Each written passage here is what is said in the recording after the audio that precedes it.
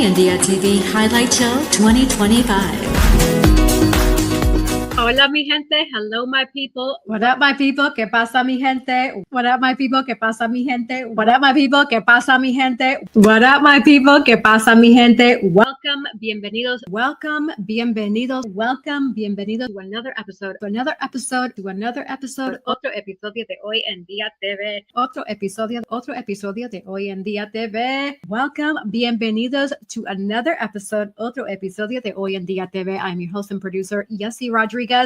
Welcome and thank you for tuning in on this lovely, terrific Thursday. Yes. It is a beautiful day in the neighborhood, and we are so blessed to be here today because we have so much to be thankful for. And I will say that I'm truly thankful for my two amazing co-hosts. We have Nadean Barton, the entrepreneur author, and we have Dr. CC, the Actionist entrepreneur author. Yes. Welcome. Bienvenidos, ladies. How are you?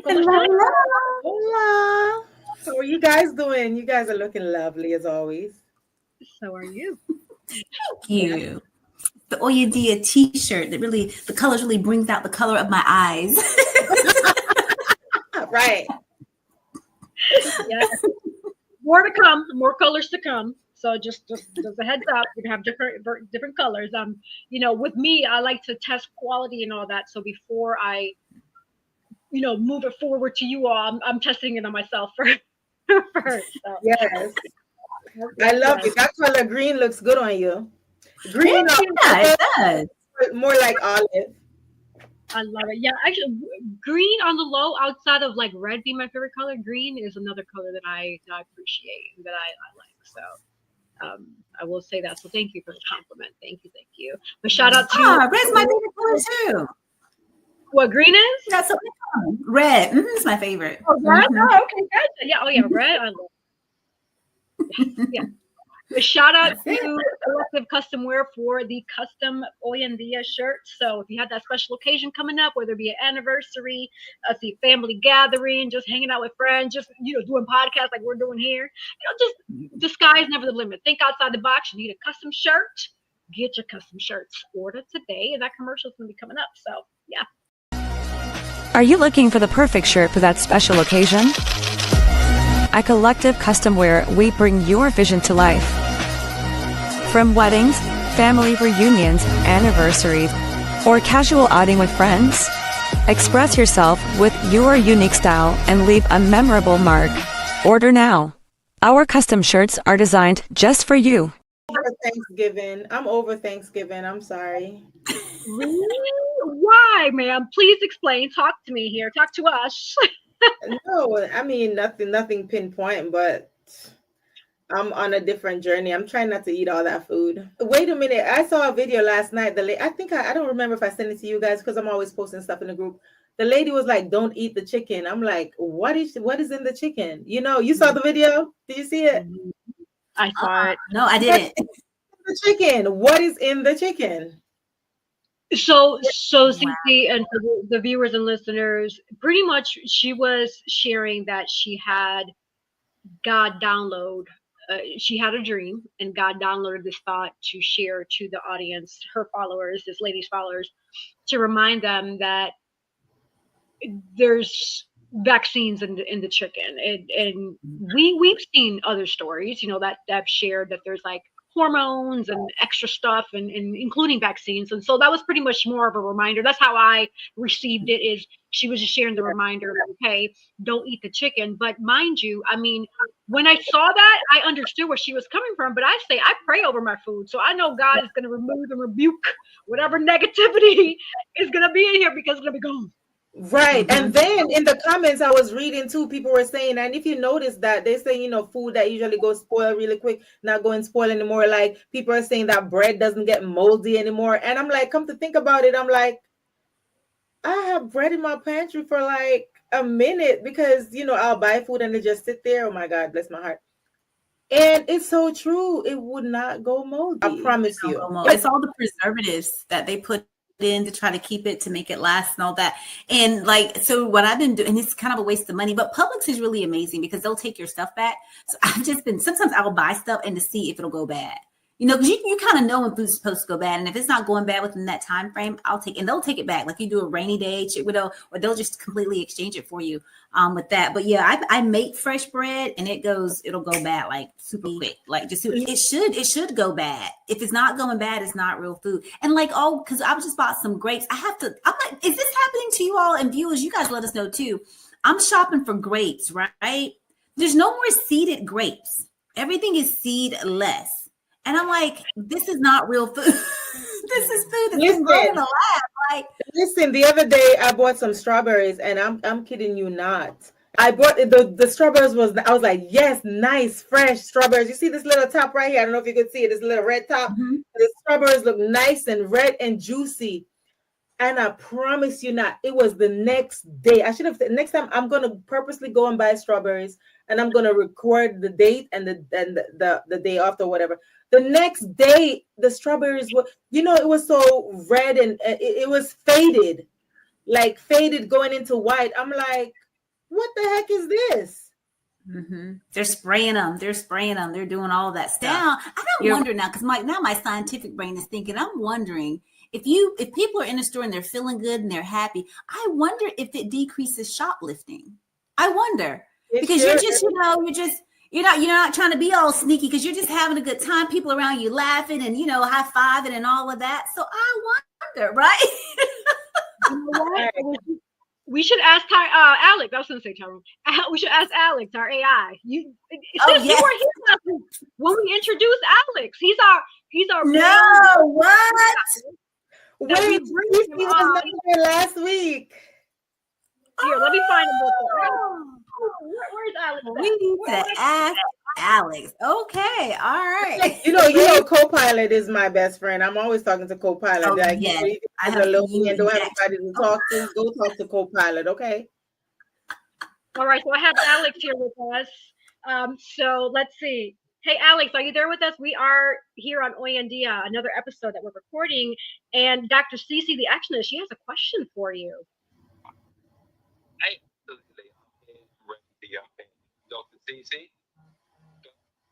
It's low, Yesse. It's hard to hear him. Okay, hold on. Let me see if I can increase your volume, Alex. It says it's low. Sure thing. Take your time adjusting the volume on your end. Just let me know if you can hear me better after that. Is it still low? It's a little bit better. A bit now, so hopefully that helps a little bit. Just let me know if it's coming through any clearer. Right there. Okay. Ask away, Dr. Yesse. Yeah. Hey, Alex. So do you think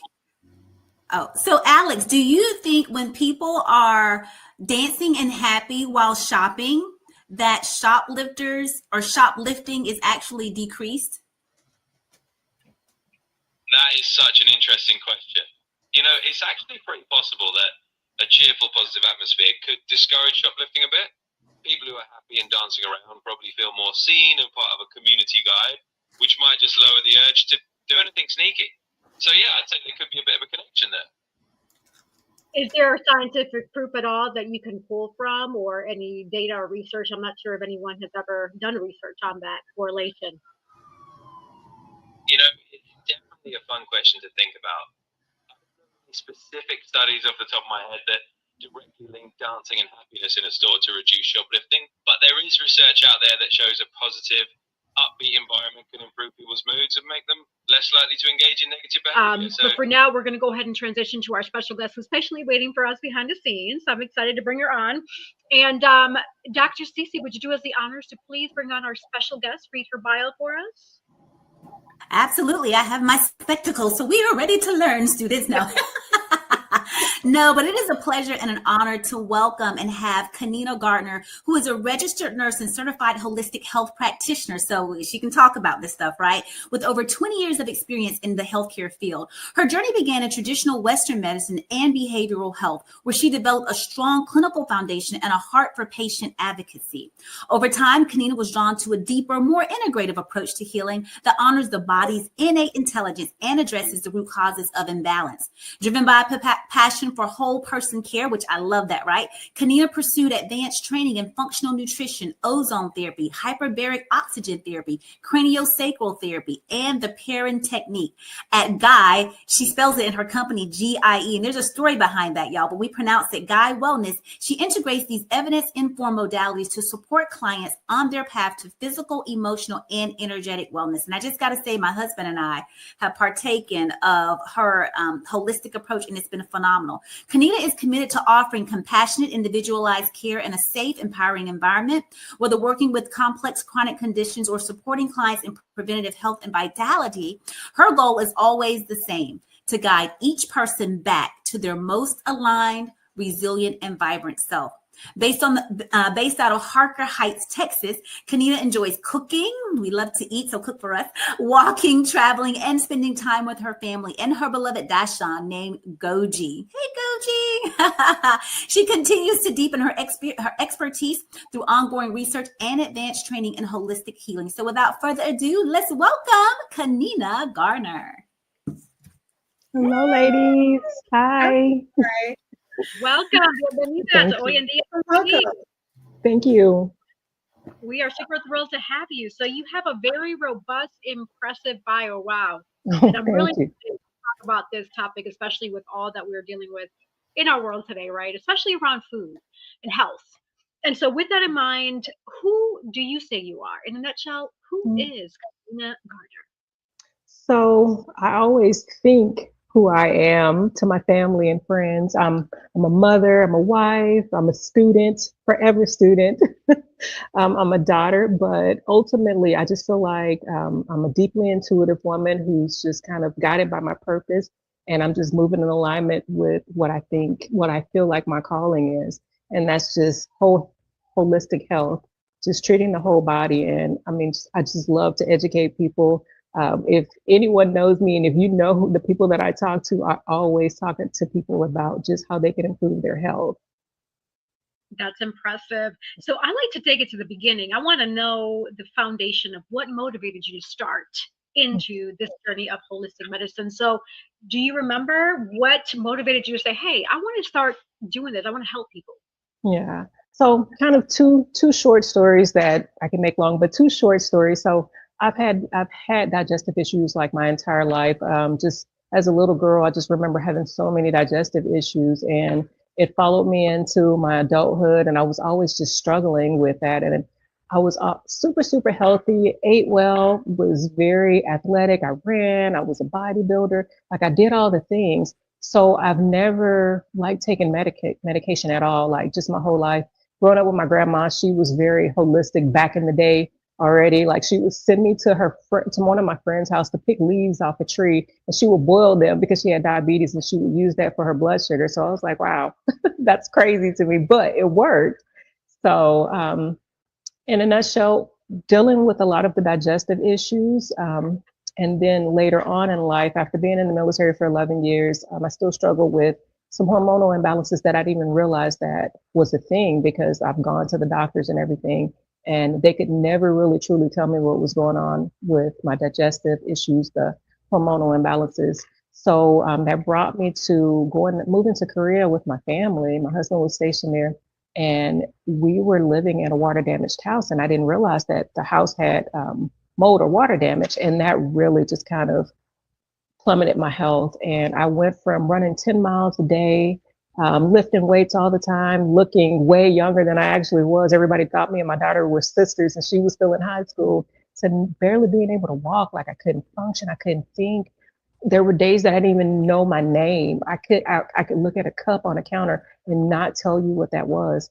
So just experiencing that, I couldn't work. So I didn't work for like 3 years. I just put myself into a place where I prayed a lot, and I just studied nonstop. Like every waking moment, all I did was just study. And I just truly believe that God took me through a lot of things. And I told Cece about a dream that I had several years before I ever got sick. And it just kind of, everything aligned with what I feel like God was calling me to do. So I just promised that once my body healed, because I believed that it could, I would use everything that God brought to me to just kind of help my community, help whoever needs to be helped, help who look like me. And I don't mean like as a Black woman, but help a person who didn't have a voice and going to doctors and not having an answer. And the answer was, oh, maybe it's mental health issues. I haven't had any mental health issues in 45 years, but now all of a sudden I have mental health issues because you can't figure out what's going on with me.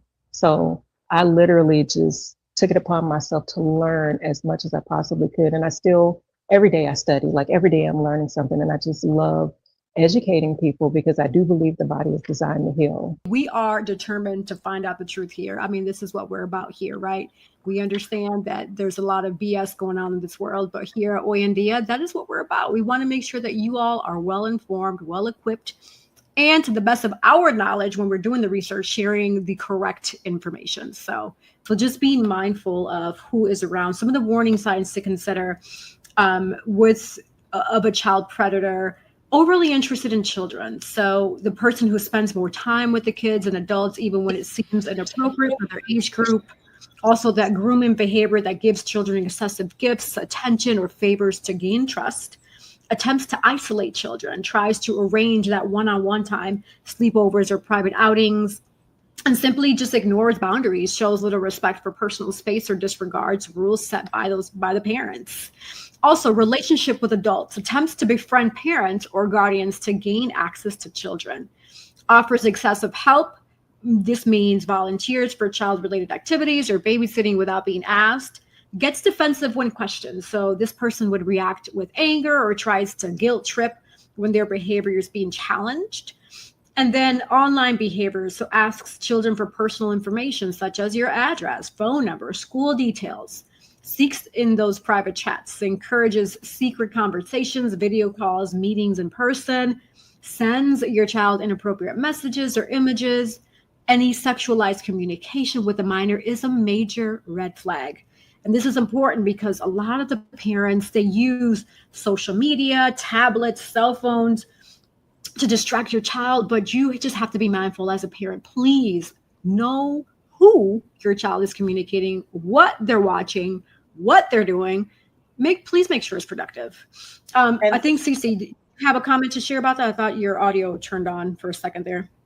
You know, it's sad that this guy is like that and that we have to deal with these types of things, but it's really good to get into the mind of a criminal, meaning that they do share, you know, the ins and outs, you know, of what's going on. Like, you know, they've had different shows with criminals on showing you how to, you know, protect your home and easy, you know, points for your doors they can get in and all of these types of things. So I'm grateful for the fact that we're getting some inside information, but it is very sickening to my stomach that, you know, we have these types of pedophiles that are out there. And, you know, a lot of times families and parents, they think that, you know, they tell their kids, you know, you do the best you can, right? Okay, stranger danger, scream and yell, do all these things, right? And you think that they won't go with a stranger, and they had like a thing. It was like it was like a show, but they were doing some stuff, testing children to see if they would get into the cars with strangers or just get into the cars with neighbors that they knew. You know what I'm saying? And even though the parents had like told them, don't do this, don't do that, they thought that their kids were good. The kids were still like going with strangers. They were still going with people that they knew, you know, that was around the family and stuff like that. And so it's interesting, you know, and one parent had did that to her child, and just to kind of see what her kid was going to do. And of course the kid went right along with them. You know what I'm saying? And so they had it all on camera. But, you know, we really gotta, you know, because even with my kids, I was thinking about doing that, just like not trying to trick them, but just trying to see if they would indeed go with a stranger or go with the neighbor that, you know, we know and we hang out with, you know, because I tell my kids, I'm like, even my son yesterday, I was like, you don't go with anyone unless I give you specific directions. You don't go with anyone. I don't care if you know them or if you don't know them. I don't care. He's like, what if it's my grandparents? You don't go with anyone unless, you know what I'm saying?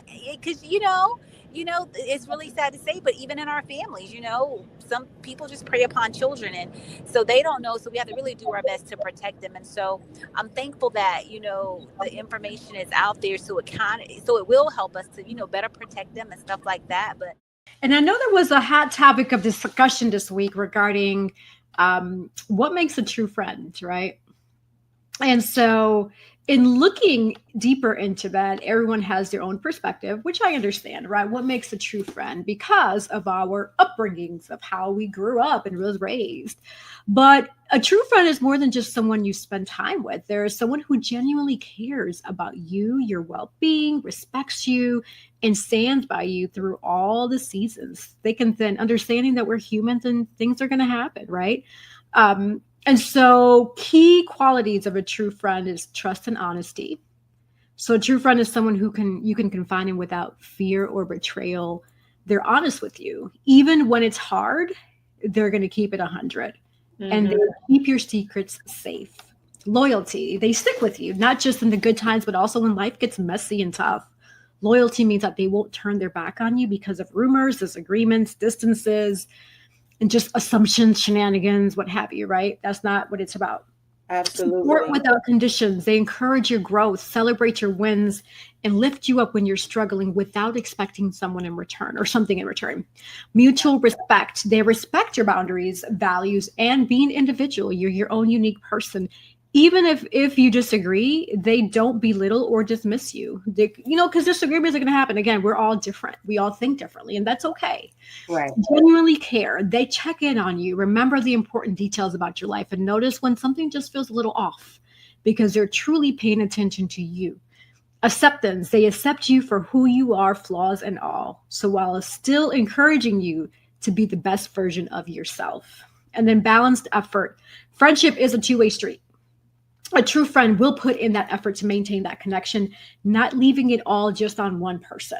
So remembering that, hey, similar to whatever relationships that you have, whether it be mom, dad, your partner, significant other, what have you, this is a two-way street.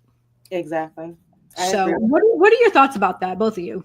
Well, for me, everything, all you said and the above, if you have, even if you don't have a disagreement with somebody, whatever the case is, if somebody's going through something, or if that other party think that there's something going on, wouldn't you communicate to the person and not leave them in the dark instead of making excuses or ignoring the person?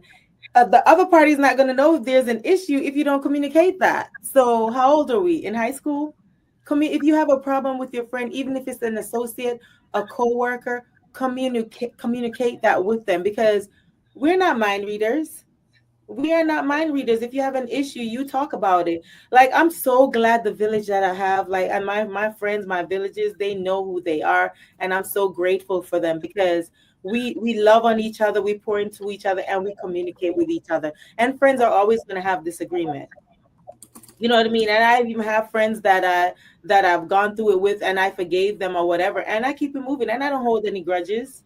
You know what I'm saying? So if there's an issue with somebody, you communicate that, so the other party's not going to know that you have an issue with them if you don't communicate it.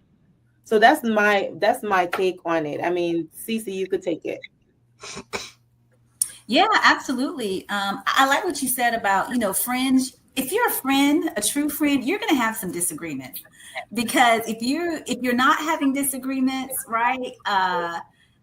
People might be lying to you, right? They might not be telling you the truth and everything, because you're not going to agree on everything, and that's okay. But it's about how you handle it. It's about how you communicate. And typically, when you are trying to communicate, positive things, good things to help them and to not harm them, right? You want to use, typically, psychology tells us to use those I statements. I feel, however it was, I felt hurt when you said X, Y, and Z, that kind of stuff. And so it's important to always come from a place of love, right? And understanding, having an open mind, and just trying to really hear that person out to see kind of where they're coming from, and really trying to understand it. And if you don't understand it, it's easy to say, and it's okay to say, like, I really don't understand it, but I hear you, right? I desire to understand it, but I really don't quite get it right now. But just know that I love you in spite of it all, right? Just know that I want us to be friends, right? Yeah, I want what's best for you, that kind of stuff. Because you really got to protect that inner circle. For me, much like, in the Word of God, you have like your outer court, your inner court, and the holiest of holies, right? And in each of those circles, right, there's certain things that are kept. So it's the same with me, the outer court, that external layer, you got your inner court, you're a little bit more kind of to the core, and then you have the inner court, and that's your holiest of holies. That's where your friends are, the true friends are, the ones that are loyal, the ones that's going to ride or die, the ones that's going to be like, no, girl, you messed up. Okay. No, I don't agree. But, if that's your thing, then go with it. But I'm trying to let you know it might not work out so good. And if it doesn't, it's fine. I'm here for you. And you said something really key, Nadine, about forgiving. Right? Because forgiveness is truly not for the other person. Forgiveness is really for you, because when you harbor unforgiveness in your heart, you literally, and this is science, y'all, this is medicine, you literally can make yourself ill, right? High blood pressure, you know what I'm saying? Your heart's all whacked, blood vessels and stuff, all whatnot going crazy. You see what I'm saying? The hypertension is real, okay? Just feeling, anxious about so many things. Anxiety can come on and take on different forms. You can become depressed. This stuff is bad for your physical, emotional, and mental health. So that forgiveness piece is key, and it's huge, and it's required. Exactly. This is a requirement. You guys know me. The holy moly here, you know what I'm saying? But it's a requirement of God. It really, really is. And I know it's very smart. God told us that we needed to forgive before he would even forgive us, because he knows how paramount and how important that thing is. Because that unforgiveness, man, it will grow bitterness and roots in your heart that you just will have a difficult time getting over. Bitterness and jealousy and envy, all of this stuff comes from unforgiveness. You know what I'm saying? Mm-hmm. And you'll end up doing things, hurting people, and be like, well, I didn't mean it, but I think you did though, because there's unforgiveness. And now all the other things are coming up, and now you're acting on all those other negative things. So it's important for the communications, and you definitely got to decide whether or not if the friendship is even worthwhile. You know what I'm saying? Yes, he was saying earlier about acquaintances, associates, and then, friends that, that enter that out of that whole easy. Exactly. But here's the thing, sis. What if there were no disagreement? What if there were no disagreement, no fighting, like everything, we're cool. We buddy. We talk daily. No disagreement at all. Like some people just don't know the core competencies of being a true friend. And maybe they're not used to somebody being a real friend with them, so they don't know how to handle that. That's right. Because I agree with you, Nadine. I feel like because a lot of people are not accustomed or used to that, because so much in society has changed and will continue to change, is not in their norm. The majority of the people that's not in their norm. So they really may not even know how to identify a true friend when it smacks them right in the face, right? Listen. Everybody knows Cece could attest. Cece and I have been friends since God created Adam and Eve. Okay. We've been friends since 96, 97, honey. And and of course we may have had little disagreement, whatever the case is, but we talk about it. We listen. We never fight with each other. And I've had friends that we don't talk for weeks because we know they're busy. We know they have lives, and they know that I'm not ignoring them. And we pick up our conversation like the last conversation we just had. So people just need to understand that people are busy. People have things going on in their lives. It's not, revolving around you. So you have to understand if you and somebody you're talking every day, and then they don't answer the phone or whatever. Okay, maybe that person is busy. What if that person was in an accident? You can't just jump to conclusions. Lovelies, we can definitely continue on this conversation at a different episode because we have our special guest who has logged in. Yay. And she has been patiently waiting for us for 10 minutes. So I'm excited. So if we're ready, then we can transition over to our special guest. So with over 6 years dominating the modeling scene and 16 years shaping minds as an educator and a coach, our special guest has built a career that commands attention. She claimed first place in the 2023 Vogue Supermodel competition, lit up a Times Square billboard alongside Sophia Davis for Fashion on the Hudson, and has graced the runways of New York Fashion Week, FTM, Danville, and beyond, representing top designers from North Carolina to New York, Atlanta to Virginia, South Carolina, etc. Her stunning portfolio includes 50-plus magazine features, cover appearances, and international recognition.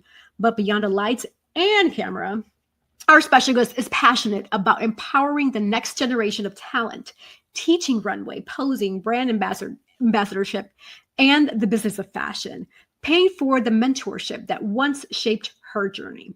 So without further ado, we're going to welcome our special guest, Zoe Walker. Welcome to Hoy En Día TV. Hello, everybody. Hi, thank you for having me. That was a very nice introduction. Thank you. Thank you guys for having me. I'm Zoe. I don't think I have to say any more to introduce myself. I think Yesse covered it all.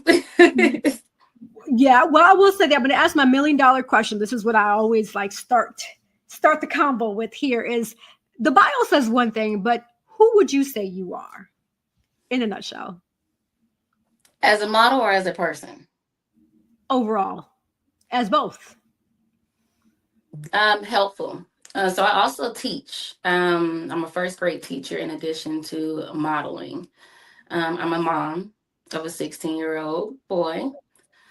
I'm compassionate, I'm loyal, and most importantly, I love fashion. I love modeling. I love being able to help serve other people and give them the things that I was given in order to get to my position. I did not get to where I was by myself. I'm still growing.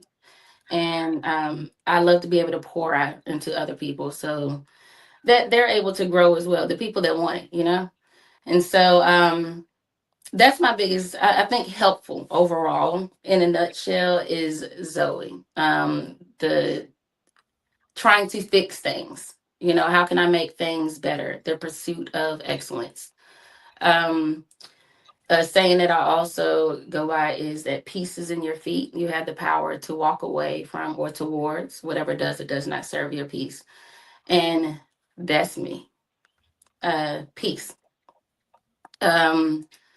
While, you know, what I want to talk about later is while things happen, you know, that can disrupt your peace, being able to think in that moment,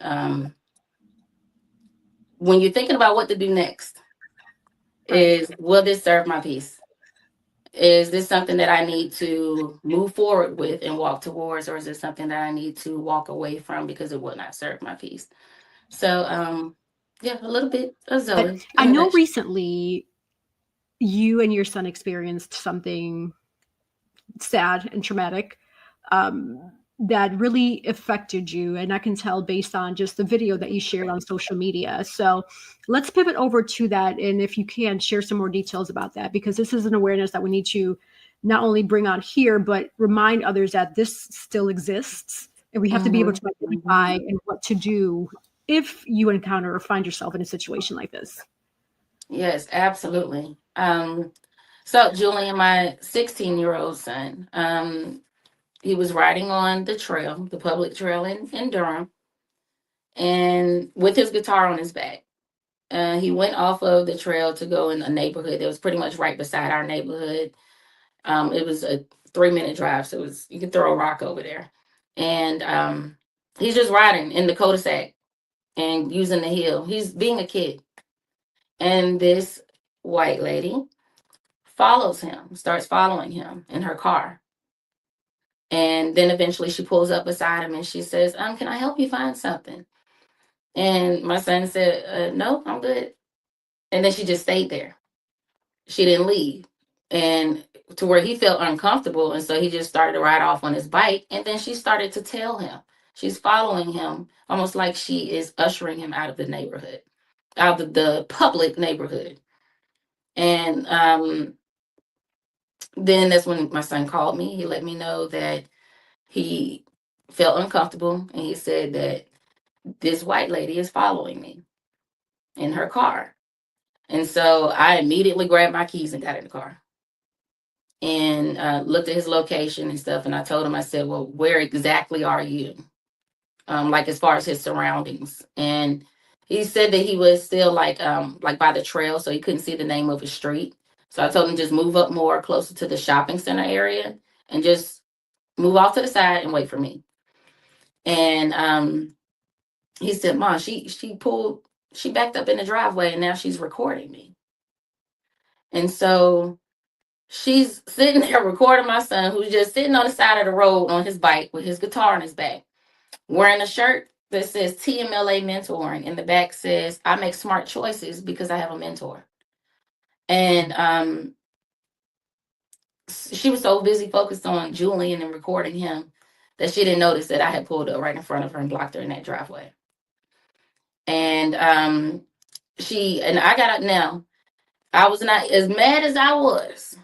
I already know that I'm not about to approach it on any type of physical type of stuff. You know, you still wrong and you're going to hear me. But I'm not going to be physical because that's the last thing my son needs to see is I called mama for help and now she out in cuffs, handcuffs. And or anything. Like, we don't want anything negative outside of what already happened.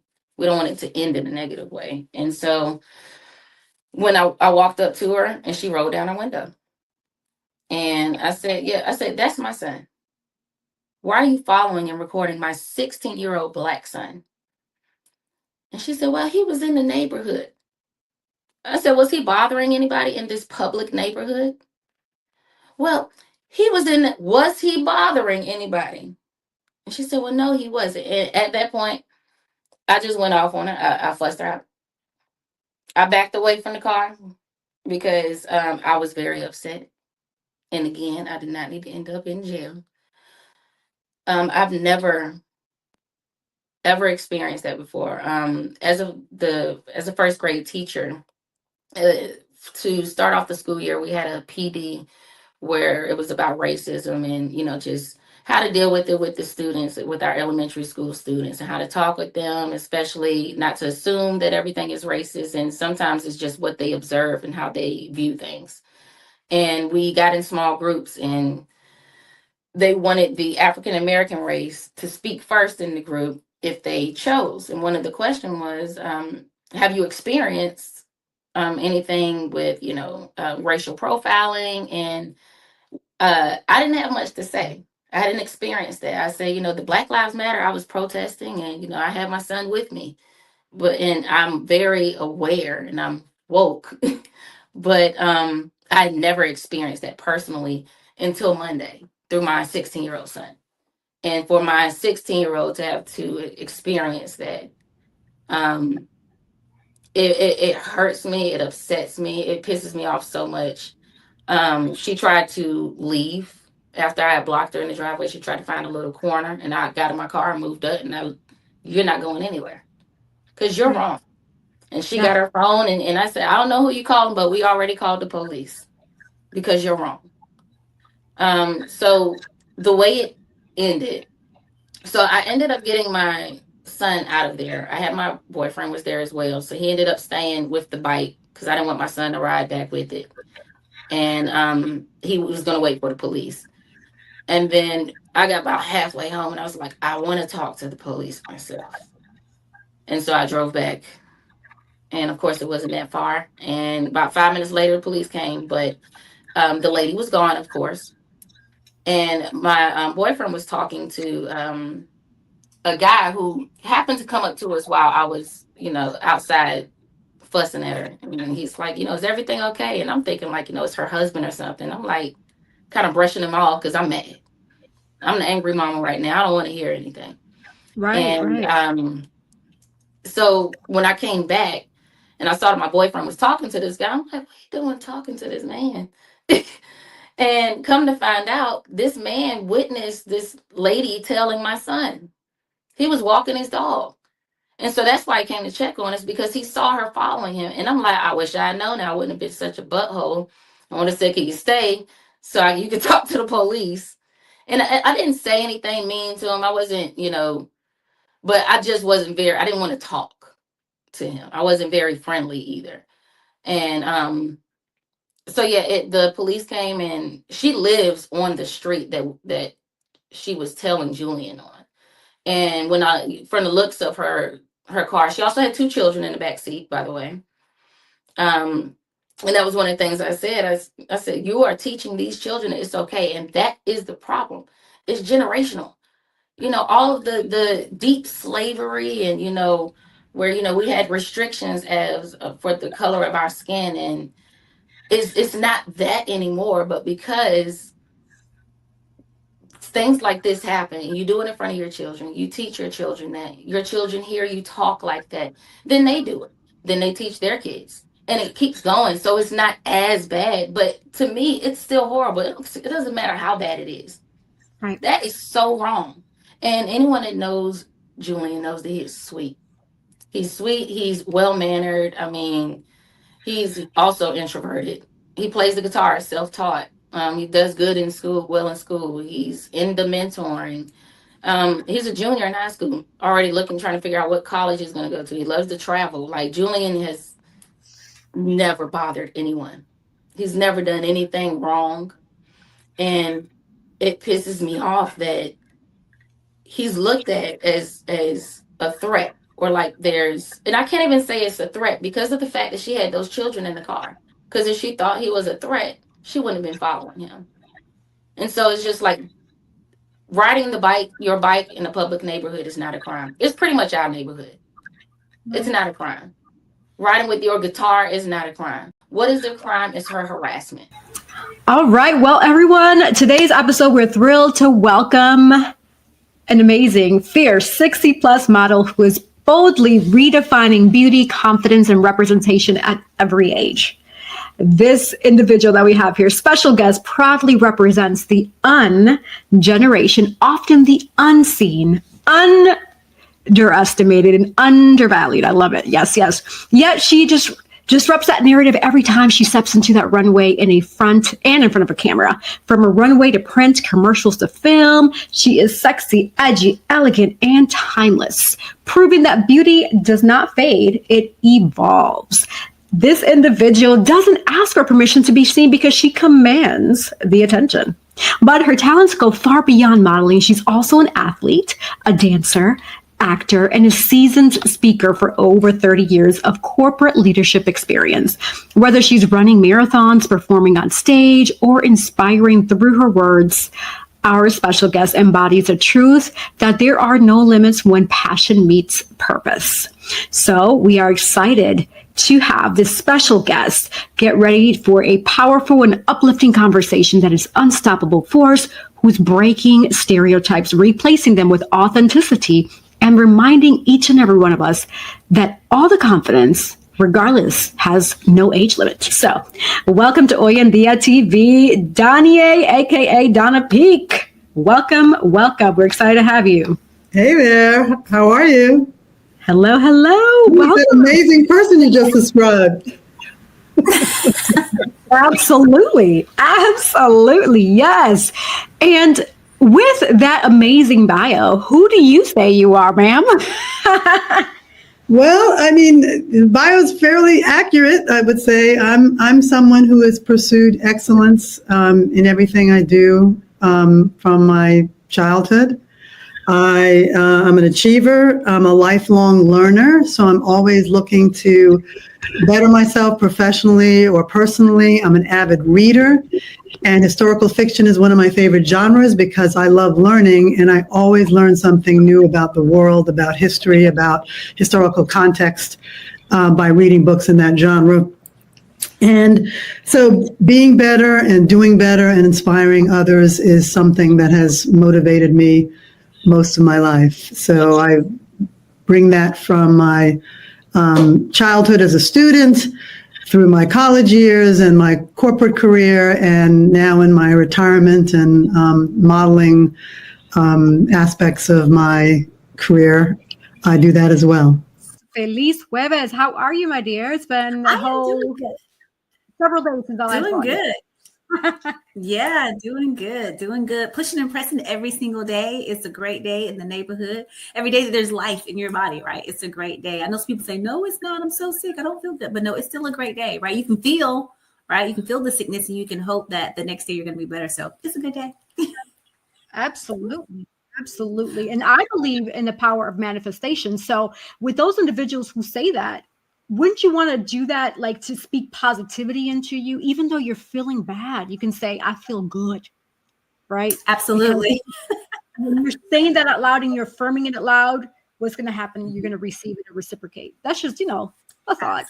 Absolutely. I'm glad you mentioned that about the affirmations and thinking positive, because I have some great news to share, right? I was sharing behind stage, right?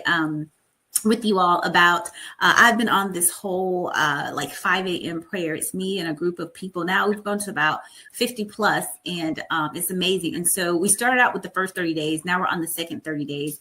And your girl is tired. I keep telling y'all 5 a.m. is not for me anymore since I'm not in the military. Right. That's right. And when it comes to being for the people, we actually have a special guest who's been waiting patiently behind stage for us. And I'm really excited to get to know our guest and just everything with regards to the scope of work and duties that she does. And so I'm just thrilled, right, to have this her on here, this amazing individual. So Nadine, would you please do us the honors to introduce our special guest? Yes. Okay. So let's welcome Miss Alicia Hargett, Chief Deputy Clerk of Cobb County. That's my county, y'all. Alicia Hargett was sworn in as the first Afro-Caribbean Chief Deputy Clerk of State Court on December 18th, 2024. Alicia comes to the Cobb County court system after almost 25 years with Scanner Energy. I'm not familiar if you guys are familiar with Scanner Energy, a natural gas marketer in Georgia. Her professional background is in regulatory, legislative, and external affairs, corporate and community engagement, corporate relations, strategic partnerships, and office operations management. She also served as a Cobb Chamber representative for the company for 20 plus years. Alicia attended the University of Georgia, majoring in psychology. She later graduated summa cum laude with a BS/BA in marketing business administration from the University of Phoenix. She holds professional certificates in time management, women's leadership, executive leadership, leadership management, diversity, equity and inclusion, and corporate communications. Alicia is a graduate of Leadership Cobb Class of 2024, member of LC25 Spotlight on Leadership Committee, and active member of the Leadership Cobb Alumni Association, LCAA, and a former board member, secretary of the Natural Gas Association of Georgia, NGA. She currently serves on the executive board of directors for Life Safe Resources, Must Ministries, and American Association of Blacks in Energy's AABE Atlanta chapter as the second vice president. Alicia is a graduate of Wheeler High School and is a mentor who has volunteered at several schools in the Wheeler High School high cluster area. She's an active member of Delta Sigma Theta Sorority, Inc., and serves as the chair of International Awareness and Involvement, IAI, committee, and as a Gem Pal in the Delta Gems Educational Development Program. Alicia is also a notary public and CPR certified. A native of Brooklyn and Elmont, New York, Alicia resides in the Cobb County area where she raised her two children, Jasmine and Justin.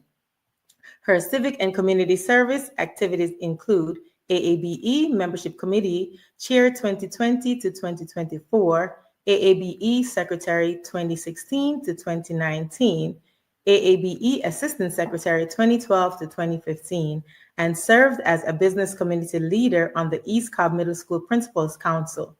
Alicia was inducted into Life Safe Resources Academy of Women Leaders in March of 2024 and is a member of the Cobb Chamber's Cobb Executive Women's Program. Whew, that was the end of it. Listen, that was, look, I'm clutching my pearls. Oh my God. That was amazing. Thank you. You did amazing. So without further ado, we're going to welcome our special guest, Alicia Hargett, Chief Deputy Clerk of State Court. And I'm excited to know more about this too. Yes. Welcome to Hoy En Día. Bienvenida. Hola. Hola. How are you? Thank you. Hey, welcome. I read my whole bio, Nadine. I'm sorry? I said you read the whole bio. I had to. I mean, you can't leave anything out. I had to let the people know who you're getting, you know? Wow. Very, very impressive. Thank you. I'm just, yeah, I feel Nadine. I'm clutching my pearls too, and I'm not wearing pearls, right? So, so you have an amazing, robust bio, but who do you say Alicia Hargett is in a nutshell? I am a mom. I am a community leader. I am a daughter of Caribbean immigrants, the first American born in my family. I'm a proud daughter. A proud clerk, chief deputy clerk of state court now. But most of all, I'm just a regular woman that just has a heart for service. That's all. That's truly amazing. And I'm gonna be honest with you. For a lot, there's a good amount of people that are not really familiar with the role of chief deputy clerk. So help us understand exactly what your day in the life is in this role. Like, what is your scope of work and how does it help the people?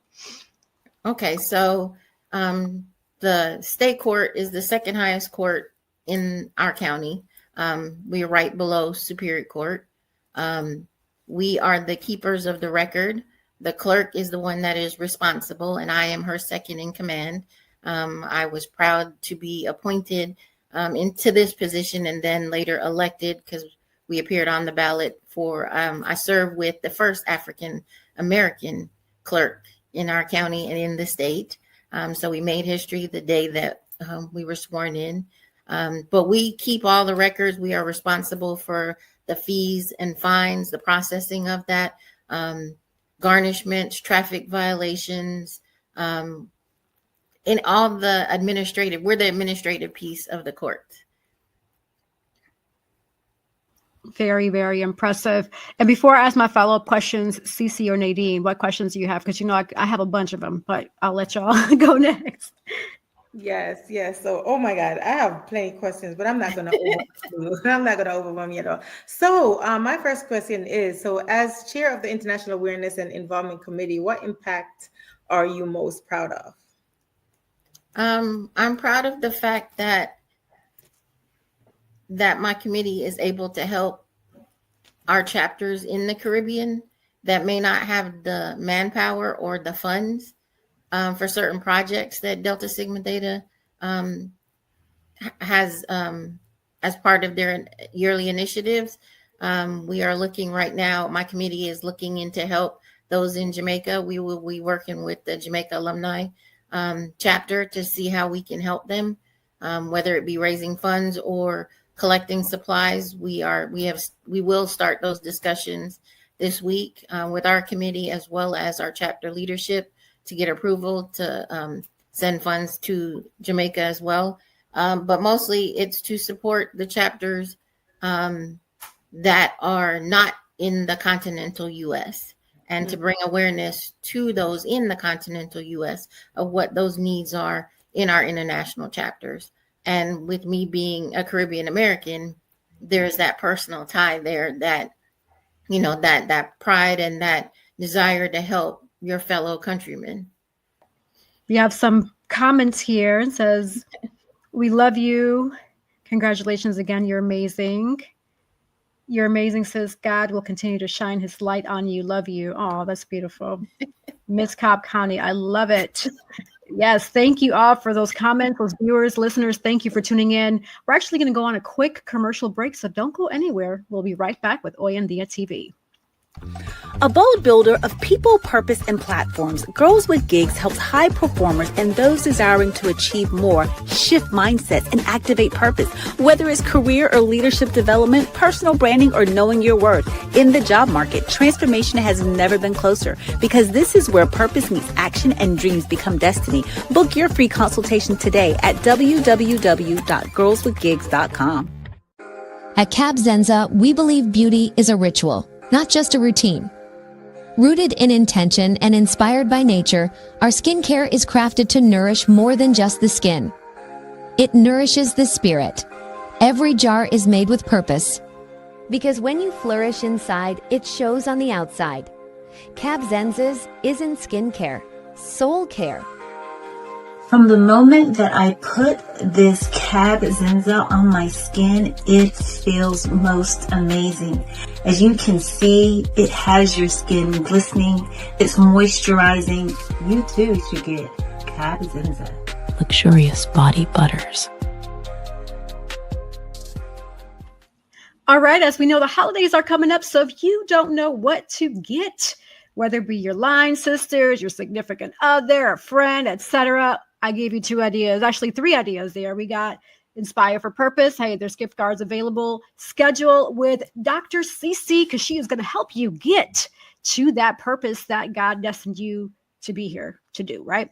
Also, we got to hydrate the skin, right? You know, winter is already pretty much upon us. I mean, technically we're still fall, but that winter chill is kind of getting to me, and I find myself having to put lotion on quite often. So if you haven't already, try the body butter, Cab Zenza body butter. Hey, got to nourish the skin because it's the largest organ in the body. You don't want to be walking around ashy. I know I don't. I don't know about y'all. Anywho. Right. But when you do get up and you do get dressed and, you know, you do your hair, you do feel so much better. It's like, you know, when you've been in bed all day or if you've been sick, you know, and you're just kind of laying in bed, you're just like, I just want to get up and feel better. Sometimes taking that hot shower, you just feel so renewed, so re-energized. So it is something to getting up, to looking good, because when you look good, you feel good, you know, and so it kind of goes mind, body, and spirit, right? So I like what you see in the mirror, you know what I'm saying? Kind of manifest it, make it happen, okay? So yeah, but I can be both, Nick. I can be. Yeah. No, I feel you, sis. I agree. Like, you know, when I'm not on camera here, you know, and doing other stuff, like I'm plain Jane most of the time, but I'm plain Jane to an extent where I still like to, you know, put my perfume on and put my face cream because I want to make sure, you know, anti-aging has to happen all the time. I'm not trying to get no wrinkles at all. You know, so things like that to self-care or self-protect yourself. And I know you often, based on the past guests, you periodically go to the spa and do like the IV therapies, right? You take care of yourself. Nadine, you've mentioned before that you do your facials at home. So you do things to take care of yourself, to feel good. And I feel like a lot of people don't do that for whatever reason. And they blame it on, oh, I don't have time and this and that. But you'll make time for things you want to do, especially if you got to take care of yourself, because you got to take care of you. I got to make time to go to this gym so I could lose this baby fat off of my face, and I'm not even a baby. You're so funny, sis. But no, guess what? I have something for you, because I don't have time to go to the gym. But guess what? I do have time for. I subscribe to YouTube. It's only like $15 a month. They have Jalad. They have Billy Blank's Tybo. They have a bunch of other couples working out. And guess what? I invested $30 in some dumbbells. So I do dumbbells at the house. I'd be like jumping jacks, old school. You got to make it work. Honey, I have a whole gym in my garage, honey, child. Don't. Okay, well then, ma'am, come. Okay, we got to talk. For the parents out there who are watching and listening, if you haven't packed any hand sanitizer wipes or even hand sanitizer spray, definitely do that, right? Tissue, anything that's going to help keep your kiddo clean and make sure that they're practicing good hygiene at home, at school, as often as possible. So our guest is a veteran of the stage, TV, and film. He's appeared in HBO's True Detective with Mr. M. Ali. His name is difficult for me, so I'm not even going to butcher it. Mr. Ali, and Tyler Perry's assisted living The Forge, and most recently as the nefarious Dr. Greg in the Tubi horror thriller Sugar Mama. I watched it, and that was, if y'all haven't watched it, I highly recommend it. It's an interesting movie for sure. It was really good. So our guest latest project, the newest Amazon series, El Gato Negro Santuario, is in the post-production stage and set to premiere in May. So coming up soon next month, because we're already in April. Filmed on location in Mexico City, our guest portrays the recurrent role of a CIA director, Ed Colborn, in the screen adaptation of the wildly successful Mexican comic hero El Gato Negro, who is Batman-like, and has powers more becoming of an athletic jaguar. El Gato is an urban legend, but has returned and has become embroiled within today's cartel, border, and immigration crisis. So that's going to be interesting. I want to know more about that. So our guest is married to his beautiful wife, Danielle. and they share their one son, Jaden. When he's not performing, our guest serves as a fire lieutenant in the Raleigh Fire Department in Raleigh, North Carolina. And he admits that dividing his time between his family, acting, and career as a firefighter has become a bit, it can be a little overwhelming. But he labels his life as one big hustle, and he continues to do that, which is amazing. So without further ado, welcome to Hoy En Día TV, our special guest, Joseph Curtis Calander. Yes. Welcome. Yes. Tell us about these push-ups here. Is that true? I'm sorry, I was doing my push-ups within about a minute before I came up, so I went a little swole. Because if I could remember 37 push-ups in the Navy, that's put you on probationary period. So I was like the 25 for just the firefighters. Okay, but no shade. I wasn't throwing any shade. Hold on, Nadine. You're already throwing shade because you're from the Navy. I'm a Marine. Oh, okay. So, I didn't know that. Okay. So we can talk about push-ups all day. And let me tell you this about the span of the strength and agility test is what it's called. They have to make it viable for everyone, for civilian background, for women, for men, for LGBTQ, for all of the mixes that come in nowadays. So everyone doesn't have a military background. Everyone doesn't have a physical fitness background that comes into firefighting. Matter of fact, a lot of people are coming in as they were teachers, they were college professors, they were, various backgrounds. Some used to work for SAS and computer companies in the Triangle. And they now really try their hand at an adventurous life as being a firefighter. So you have different backgrounds. So you have to have a certain span for everyone. 25 push-ups within 2 minutes is something that they feel like the average citizen can do. Right. They know that someone with a military background or a physical background can dust it. And so it has to be made possible for everyone. So I know I read in your amazing bio, and it paints the description of your background, but this is the $1 million question I usually like to start the conversation is, who would you say you are? Who would you say Joseph Curtis Calander is?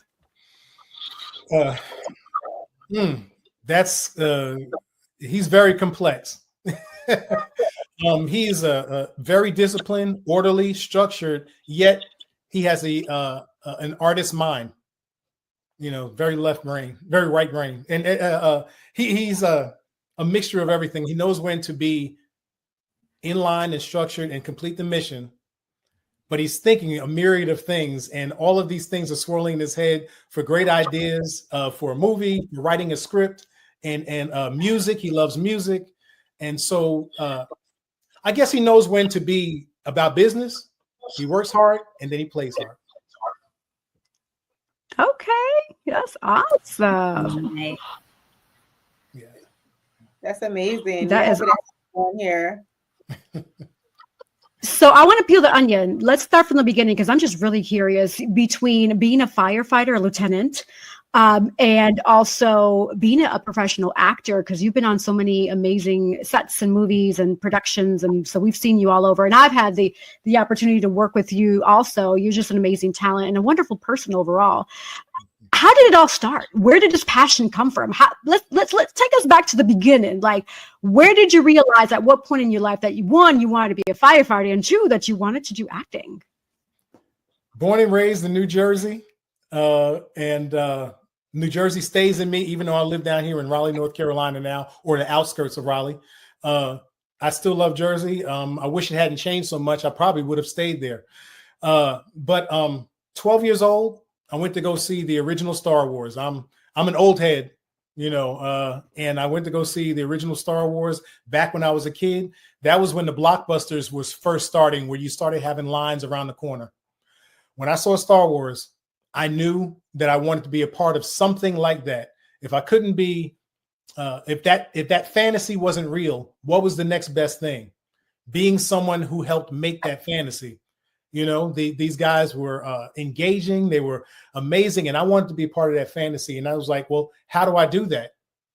It was the acting. It was the actors that did what they had to do to get to that position and say, hey, now I'm in Star Wars. I'm Luke Skywalker. I'm Han Solo. So I'm a bit of a nerd.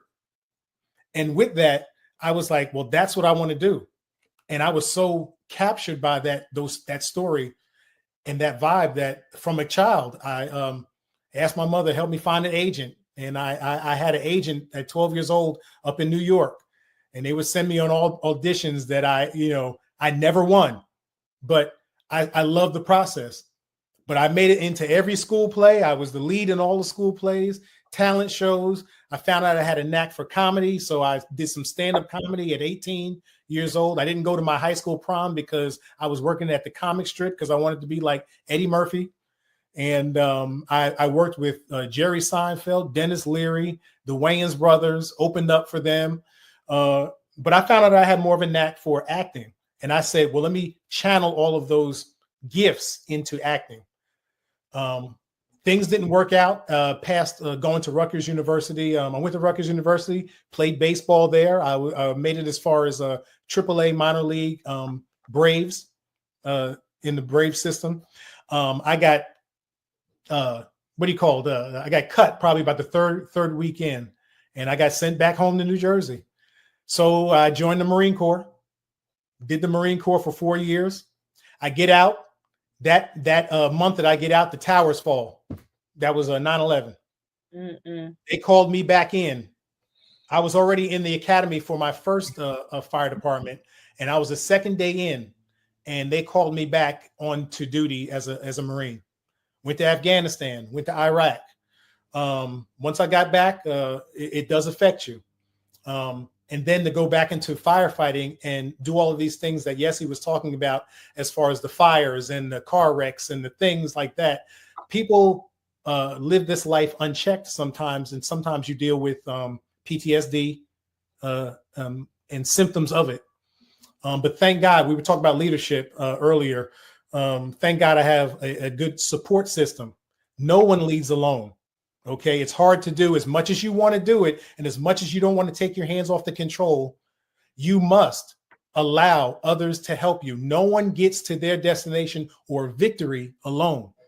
All right. That's why you fellowship in church, Yesse. And yes, that's why you fellowship in church, because there must be a communion of people worshiping God, because you need to not only do it alone, of course, in your own time and have those that love you pray best for you.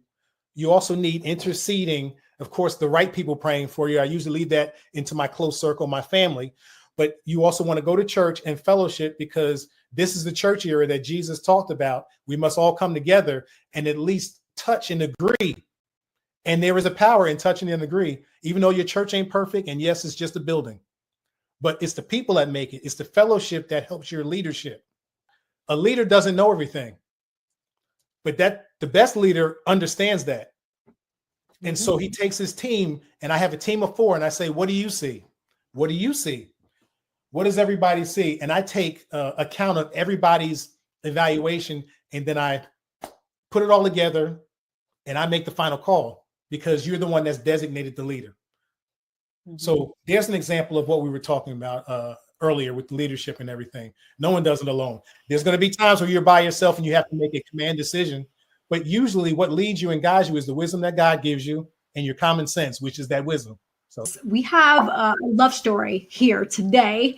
And because of that love story, it built an empire. So I'm excited to share this. They're behind the scene, patiently waiting for us. So that's a great way to bring on this real life love story here on Hoy En Día. You know, that was a life story that CC shared, but we are going to actually hear it from firsthand from these amazing individuals who was able to build the Mitchell family empire. So yes.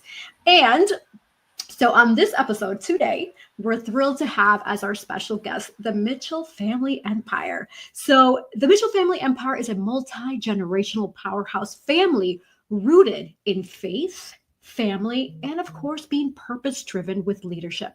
Spearheaded by the entrepreneurs and visionaries, Thomas Mitchell and his wife, Vanessa Hicks Mitchell, the Mitchell family empire is known for their unwavering commitment to youth empowerment, community development, and outreach, and media excellence. Together, this family operates a growing portfolio of faith-based entertainment, industry, and educational ventures that include we have Veronica, the VV Show Mitchell, nationally known viral social media personality, child actress, comedian, author, and youth advocate, nationally featured on The Jennifer Hudson Show, and more. Danny's Tutoring Arts and Things, which is academic support and enrichment, public speaker, and positive youth and teen advocate known as Miss Educator, nationally featured on CBS's 17 News and other outlets. TPG, Talent and Purpose Consulting Firm, which is entertainment, brand image, and business consulting. iDance, Praise Academy, Youth Dance Ministry, and Empowerment Studio, both led by Mrs. Vanessa Mitchell, nationally featured in the CW22 and the Daily Gossip Network, and more. King Mitchell Services, LLC, which offers photography, videography, and creative direction, scriptwriter, director, mentor, and speaker. Now, his projects have been recognized by Sony Pictures, Disney, major magazines, and more. Hollywood Sprouts News, which is a youth-led media and literacy outreach initiative created by Mrs. Mitchell, directed and produced by Mr. Mitchell, with Danielle and Veronica as co-anchors of the show. The Mitchells believe in building a legacy through leadership, uplifting the next generation through education, entertainment, and of course, faith-based impact. So whether on the stage, in the classroom, or behind the scenes, this family is a force for good growth and generational successes. Now, you got to follow their journey as they continue to raise these amazing leaders, build these platforms, and continue to empower lives. And they do this one project, one purpose, and one family at a time. Their slogan is a kingdom-minded family committed to faith, purpose, and generational impact. So without further ado, we're thrilled and excited to bring on the Mitchell family empire. Yes. Welcome to Hoy En Día. How you doing? Oh, can you hear us? Yes, we can. Okay. Wow. That was a robust, amazing bio. I am super duper impressed, and we're so thrilled to have you all on. But outside of that, your bio speaks so many volumes, but I love to ask this question to our guests is, who would you say you are individually and as a family, outside of what your bio says, of course? Wow. Mr. Mitchell, you want to start as the head? Repeat that question again. With such an amazing and robust bio that you have, in a nutshell, who would you say you are, individually and as a family? Individually, I would say I'm a child of God. And as a family, I would say we are an empire. That's right. Yeah. I guess if I had to say individually, I guess I would say I would say the same thing probably Mr. Mitchell just said. I'm a child of God, but if I had to say add something to it, I guess I would be the nurturer of the house. And then as a family, I would say we're a powerhouse family. Yep. I have to agree with my mom and my dad. Me, of course, I'm a believer in Christ, a child of God. And as a family, we are a family. I agree with all they said.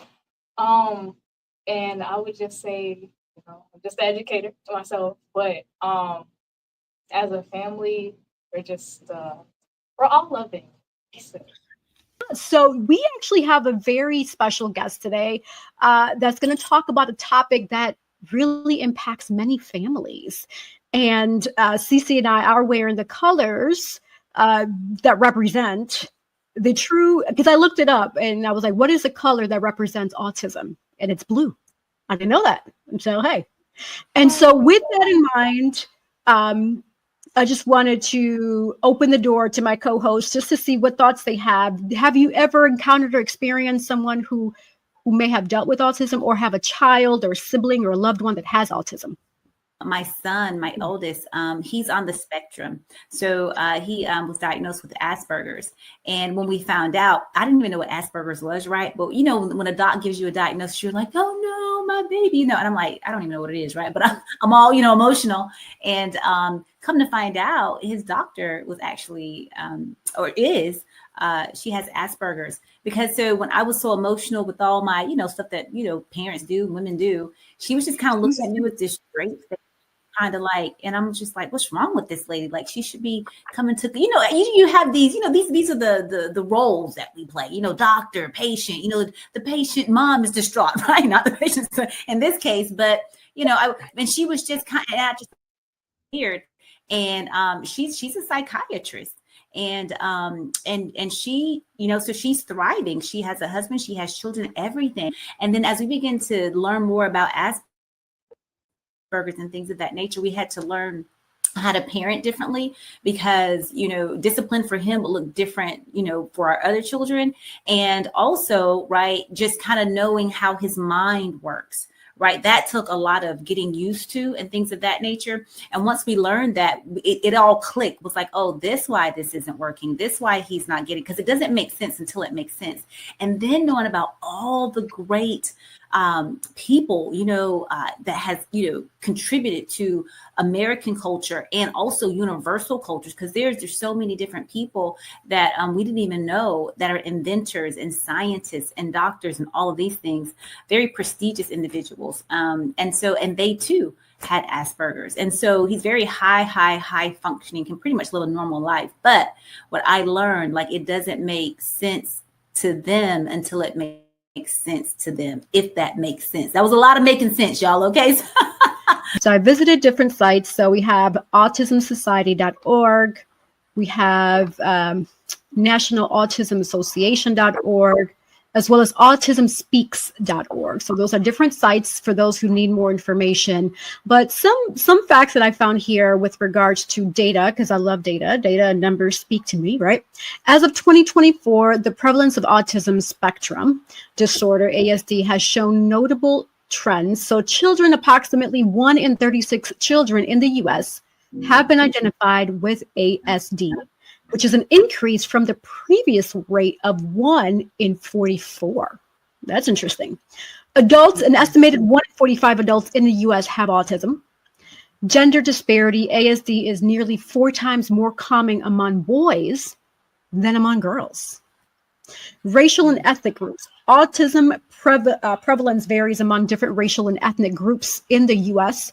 So 2.4% white children, 2.9% Black children, 3.2% Hispanic children, 3.3% Asian or Pacific Islander children. Now, diagnosis by age. So while the autism can reliably diagnose, typically it gets diagnosed around age 2, the average age of a diagnosis in the US has been around 5 years. And from a global perspective, 1 in 100 children have been diagnosed with autism. And this is data as of 2024. Now, just to keep in mind, when we hear the word spectrum, because I was recently introduced with the word spectrum as of last year when we had an actual guest who was diagnosed at an early age with autism, and he shared his story about how he can live day to day. And he was actually given the key to the city because of so much powerful motivational work that he was doing for his city where he lived at. And so with that in mind, the term spectrum in autism spectrum, ASD, refers to the wide range of characteristics, strengths, and challenges that individuals with autism can experience. Now, autism affects people differently with varying degrees of severities in areas such as social interaction, behavioral patterns, and sensory sensitivities. Now, because autism presents in so many different ways, the word spectrum is used to reflect the diversity of experiences rather than just one size fits all, right? So some people may need significant support while others, hey, they can depend on their own. So it just really varies. Autism spectrum in itself is a broad diagnosis that includes various presentations and severities. And so there's different levels. There's a level 1, autism, high functioning autism. previously called Asperger's syndrome, similar to what Cece just shared with us, that's now apparently called a level 1 autism. Good to know. I just found that out right now. So some of the characteristics here: mild challenges with social interaction, strong verbal skills, but many struggle with social cues, rigid routines and intense special interest, independent in daily life, but may need support in social settings. Level 2, moderate autism. Characteristics include more noticeable social and communication difficulties, repetitive behaviors that interfere with daily life, requires moderate support for learning, their daily tasks, and even social interactions, and also sensory sensitivities that can be more intense. Level 3, severe autism. And those characteristics are significant communication and behavioral challenges, may be nonverbal, or have very limited speech, strong need for routines and difficulty adapting to changes, require substantial support in a daily life, may have intellectual disabilities or co-occurring conditions. And so other terms that are still used with regards to autism: PDA, pathological demand avoidance, is a subtype where individuals strongly resist demands or expectations due to extreme anxiety. Also, regressive autism, when a child develops typically, but then loses speech and social skills. Usually that ranges between 1.5 to 3 years of age. Also, nonverbal autism. Some individuals with ASD do not develop spoken language and may use other forms of communication, such as sign language and assistive devices. So I've said a lot. Any feedback that you all want to share? I love that you did the levels, because Asperger was not a part of the spectrum. It was its own distinguished kind of, distinct, symptom. And so they put it onto the spectrum, right? And he, level 1 with my kid, you're saying what were some of the differences? And so my kiddo, he didn't have a lot of the things that you listed. He did have the social. I mentioned that. So that was one of the differences that he had. He has the social. He didn't know the appropriate, to read those cues from people. You know what I'm saying? We have like a lot of nonverbals. He really couldn't read that. So we had to have things in place for him at school to say, hey, my kid is really not disrespectful. He's just very direct. See, based on the data, autism affects different families all the time, right? And so with that in mind, we're going to pivot over to our special guest, who's been patiently waiting behind stage. And we're really excited to have her on. And so this special guest, known as Nurse Fee, is a devoted nurse, a fierce advocate, and above all, a loving mother. She navigates the delicate balance of motherhood and demanding nursing career with unwavering strength and grace. She's a proud mother of 2 remarkable children, Aaliyah, who is 19, and Amarion, 22. And so she says that he insists that he's forever 19. I love it. Yes. With 6 years of experience in nursing, Felicia has built an impressive career specializing in one-on-one home health care. And her background spans between geriatric care, triage, primary care, and urgent care, equipping her with a comprehensive understanding of a patient's needs. But for this individual, Felicia Johnson, yes, I know I already said her name. I was trying to wait, but I got so excited. So pardon me. But for Felicia, nursing is more than just a profession. It is her calling. Compassionate and resilient, she approaches every patient with a caregiver's heart, and she advocates that determination. She ensures that they receive not just medical care, but feel that they have that dignity and respect. She always makes sure that she provides that for her patients. That's beautiful. That same advocacy extends to her role as a mother, now particularly as a mother of a child with autism. Felicia has navigated the challenges and triumphs of raising Amarion with fierce determination, always striving to ensure that she has the support and the opportunities that he deserves. She often carries the weight of his struggles on her shoulders, wishing that she could ease his burden, right? Help him out. How can I help my child out? Yet through every challenge, she remains steadfast, knowing that every obstacle overcome is a step towards a brighter future. Balancing the needs of both her children has been one of her greatest challenges, making sure that Aaliyah and Amarion each feel equally seen and heard and loved. Despite the hardships, Felicia embraces motherhood and with an unbreakable spirit, always putting her children first. Now, her story is definitely one of strength, sacrifice, and boundless love. Whether as a nurse, a mother, or a caregiver, she always continues to inspire those around her. And I know she will inspire us today because she has that dedication, love, and heart. So welcome to the stage. Welcome to Hoy En Día TV, Felicia Johnson. Hi, thank you. Hello. Welcome. Yes, what an impressive bio. And just reading it, like I got really emotional because I know just by hearing what you shared with us before we got on, how you're going no sleep because you're being and just doing so much. Like, share with us, who is Felicia other than what I shared with the bio? Who would you say you are? And give us a little bit of what your day-to-day is.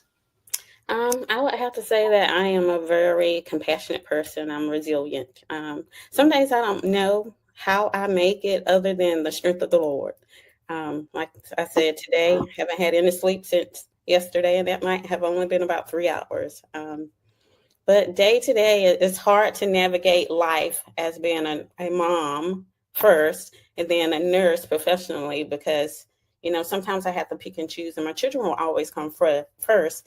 But then there's, financially, I have to work. So I was telling some of our TikTok family yesterday, I was like, well, Mariam's not feeling well. He's been dizzy since last Thursday, and he has fluid in both of his ears. And it's hard. He keeps asking me why this is happening. And so one of the ways that he stems is he talks to himself and he looks at his hands. And so the other night, because he was so dizzy, and I know that sometimes when he stems, he likes to walk around in circles. And so to keep him from walking around in circles, he walks around our island at 1 o'clock in the morning eating his snacks. And so to keep him from doing that, I put him in the bed with me. And so he would go to sleep for about 30 minutes and he'll wake up and he'll just look at his hand. Now, Marion does not sleep at all. He just stays up all night long. And so while he was laying there, he was talking to himself and he was like, Lord, why is this happening to me? I'm sorry. No, yeah, no, it's okay. Yeah, that's wow. Yeah. And so, I find pride and joy that one, he knows who the Lord is and he knows who to go to and who to talk to. But I just can imagine that at night when he doesn't sleep, his mind is constantly wandering and constantly going and doesn't shut down. He literally stays up all night long. And one of his favorite sayings, when I ask him if he went to sleep last night or what time he went to sleep, he tells me it doesn't matter. He is a very direct person also. And he speaks his mind. But yeah, it's just a struggle, but every day is worth it. Like she said, when you first find out about it, I didn't understand it. I didn't understand why. When I was working at Opticare, and I have to say this too. So Amarion has autism. He also has developmental delays. He was born premature, so he was deemed chronically ill at a young age. And I just didn't understand why me. And so one day I went to lunch and I was working at Opticare with Yesenia, and I was at this restaurant and the song came on, "This battle's not yours, it's the Lord's." And so within those words, he let me know, as I was saying, why me? Because it had been a really rough week. I had missed so many days from work and my job was being threatened. And he let me know that I was chosen for this journey. And from that point on, I understood why me. I'm sorry. No, I mean, ooh, girl. I'm trying to hold back my tears right now. I'm trying to also. But he's a joy. This week he hasn't been himself, and I can't stand it.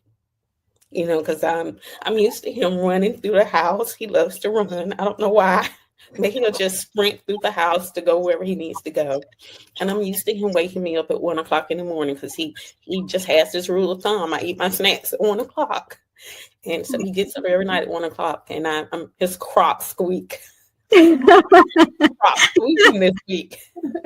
So the nights that I am home, like I really do miss him being himself, and I can't wait for him to get over this hurdle because it's just not him. So this week has been a little tough. I'm gonna say this. I'm gonna speak positivity over him. He's gonna feel amazing very soon. Amen. Before you know it, he is going to feel himself. He's going to be better, and he's going to be back to normal before you know it. I'm going to put that in the atmosphere. God has him. God is touching him right now and healing him from whatever it is that he is dealing with. Only God knows, right? Right. And so, with that in mind, you being a parent and going back to 2008 when you and I worked together, and then finding out the diagnosis and your child dealing with all of this. At that point, it sounds like you felt lost, confused. Why me? How did you push forward? What resources did you look for, or what was your road at that point to get to where we are today? So it took me to accept it, to advocate for to advocate for him, and to advocate for myself, and to do my own research, even after speaking with the doctors, because I needed a better understanding of what was going on and how to take care of him, which is one of the main reasons that I became a nurse, because I didn't understand a lot of the verbiage and the language that was coming from the doctors. I would say a lot of prayer got me to this point. We have a really strong village with my family. They can be my strength when I'm down. Because this week I've really been weak. Whenever there's something going on with my children, it's like a slope going downhill. And so I just have a lot of prayer, having a mom that prays over me, that prays over her grandchildren, and just the love and joy that's surrounded within our family. Like I said, he's a joy to be around. I just can't. It's hard for me to express it without getting emotional. It was really tough in the beginning because, so when we first took him to be evaluated, they said he did not have autism. But they did tell me that he would never use the right side of his body and that his trunk was really large. And so they told me to never expect him to walk. But my baby is walking today. He started walking at 24 months. Now, before, he never crawled. He would get around on his head like this. And that's when they let me know he would never walk. And that was a bit hard to accept. But like I said, at 24 months, he stood up and he took off walking. There was a point where we were not sure if he would be able to speak. But he said his first words 3 days after my father passed. And he's been talking nonstop ever since. 3 days after my dad passed, he called out for him and he said, "Papa." And before my dad passed, he would always try to get him to call his name and he would never say it. But after Papa was gone, he started calling him. It was, like I said, it was really tough because with him having the autoimmune deficiency disease, he stayed sick a lot, which is why I would miss so many days out of work. He was born premature. My body rejected him. And so he's had quite a few surgeries on his eyes, on his ears. He did not eat until he probably was about 10 or 11. He would just taste a little foods here and there. He had a feeding tube from age 5 up to about 10 or 11.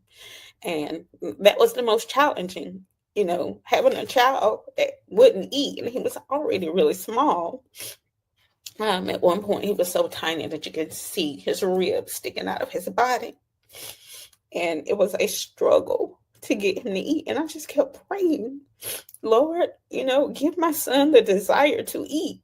And eventually he started. And now he made sure that he eats 3 meals a day. If he gets breakfast, he was like, okay, I've had breakfast. Now, when am I going to get my lunch and my dinner? So before he can finish one meal, he's asking about the next meal.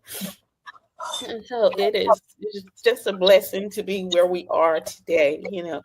When I look back and wonder how I got over, it was just the strength of the Lord. Right now, we're going to pivot over to our special guest.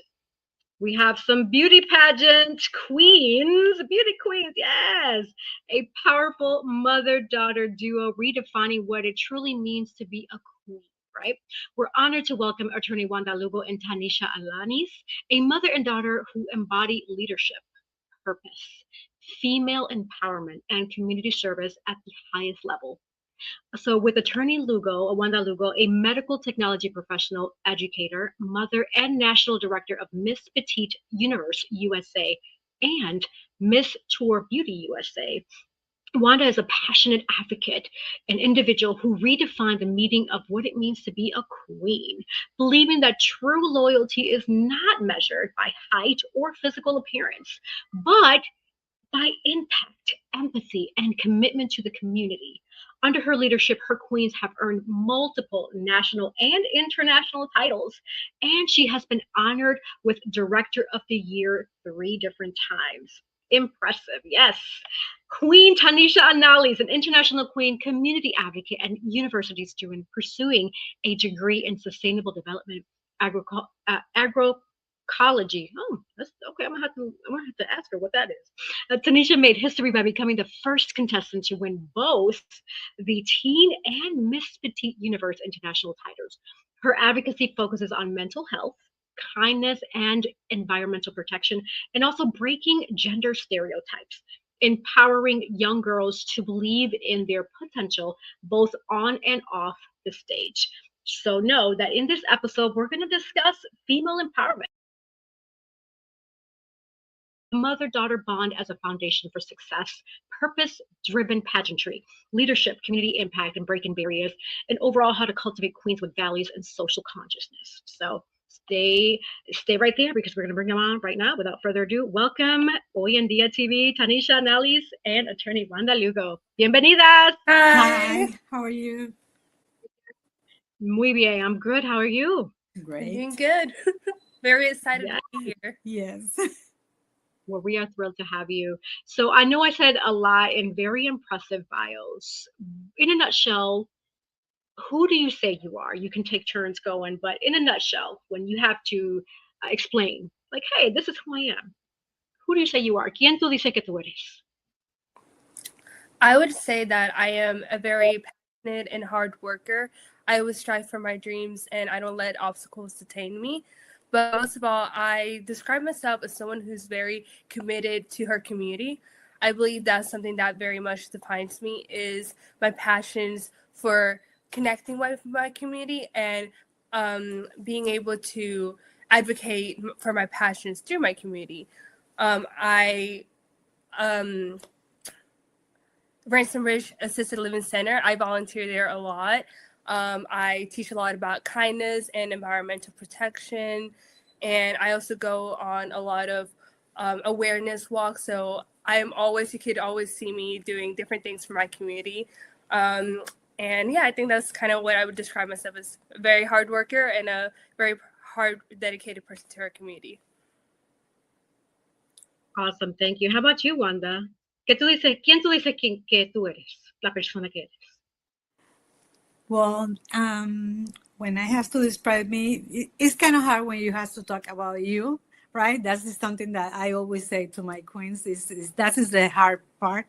But I'm a simple person. I'm a passionate person for the health, which is my profession. I love to help people. I love to help, especially young girls. I love to help the girls to be empowered and get self-confidence. And for me, it's really, really important help the community, get involved in the community, because I think the community need a lot.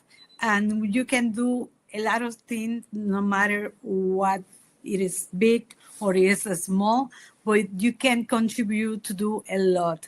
For example, we visit, what is the name of the Ransom, right? Ransom Ridge Assisted Living Center. Nosotros comenzamos, we start when the COVID, when COVID started, you can visit nobody. So we already start visiting the seniors just for the window, because we already thinking that in that moment, they can be around nobody can visit the people, right?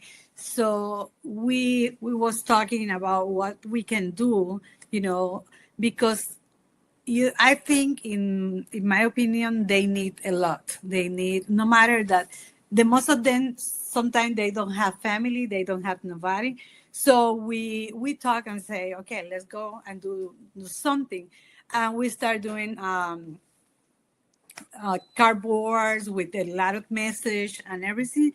We already know that we don't be able to enter to the place, but we start in that place just for every window outside, and bring a lot of message, support message, and just a simple thing like just do it hard and say, something from, they are from the window and we are from the other side, but see all the people, the face, the happiness for me made me so happy.